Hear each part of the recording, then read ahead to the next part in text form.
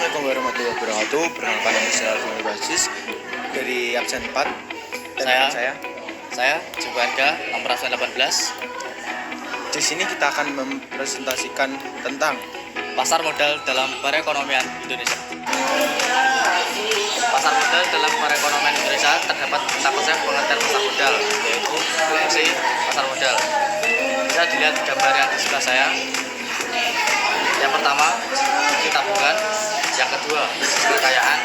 Yang ketiga, fungsi likuiditas. Yang keempat, fungsi pinjaman. Selanjutnya, latar belakang.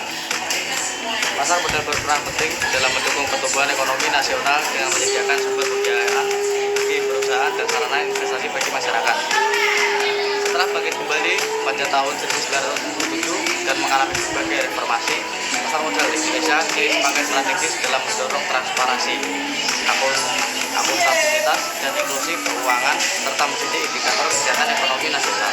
Selanjutnya, pengertian pasar modal menurut para ahli. Yang pertama, Tomo Darmaji dan Hedi Bawan Fakrudin. Pasar modal adalah suatu pasar yang mempertemukan pihak yang membutuhkan dana atau emiten dan pihak yang memiliki dana atau investor dengan cara memperdagangkan instrumen keuangan seperti saham, obligasi, reksadana, dan instrumen derivatif lainnya. Yang kedua, menurut Sunaria, pasar modal adalah tempat bertemunya penawaran dan permintaan atas dana jangka panjang dalam bentuk surat berharga. Yang ketiga, menurut Sunan Suwari, pasar modal adalah pasar untuk berbagai instrumen keuangan jangka panjang yang bisa diperjualbelikan baik dalam bentuk utang maupun modal sendiri seperti saham, obligasi, dan instrumen derivatif lainnya. Yang keempat, menurut keputusan Presiden Republik Indonesia nomor 53 tahun 1990, pasar modal adalah kegiatan yang bersangkutan dengan penawaran umum dan perdagangan efek, perusahaan publik yang berkaitan dengan efek yang diterbitkannya, serta lembaga dan profesi yang berkaitan dengan efek. Sekian dari saya, materi selanjutnya akan disampaikan oleh rekan saya. Nah, kali ini adalah fungsi tabungan atau saving question. Fungsi utama tabungan adalah sebagai simpanan yang dapat digunakan di masa depan untuk berbagai keperluan mulai dari dana darurat, perencanaan pendidikan, hingga investasi. Tabungan juga membantu dalam pengolahan keuangan, menghindari perilaku konsumtif dan memberikan rasa aman finansial. Nah, terus itu fungsi kekayaan wealth creation. Fungsi kekayaan atau wealth creation adalah salah satu fungsi penting dari sistem keuangan dan pasar modal. Kekayaan dapat didefinisikan sebagai aset atau sumber daya yang dimiliki oleh individu, perusahaan, atau bahkan negara. Fungsi kekayaan dalam sistem keuangan dan pasar modal ini berkaitan dengan kemampuan sistem tersebut untuk menyimpan dan mengelola kekayaan tersebut baik dalam jangka pendek maupun jangka panjang. Kekayaan tersimpan dapat digunakan kembali untuk berbagai keperluan termasuk investasi atau pembiayaan.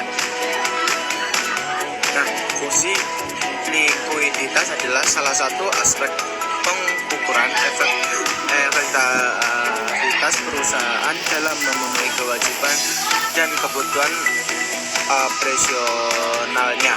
Maka dari itu, peran likuiditas cukup penting dalam mendorong investor untuk melakukan penanaman modal. Selanjutnya, fungsi pinjaman credit function. Fungsi utama pinjaman adalah membantu memenuhi kebutuhan masyarakat, baik kebutuhan konsumtif maupun produktif, seperti membeli barang, mengembangkan usaha, atau memenuhi kebutuhan mendesak.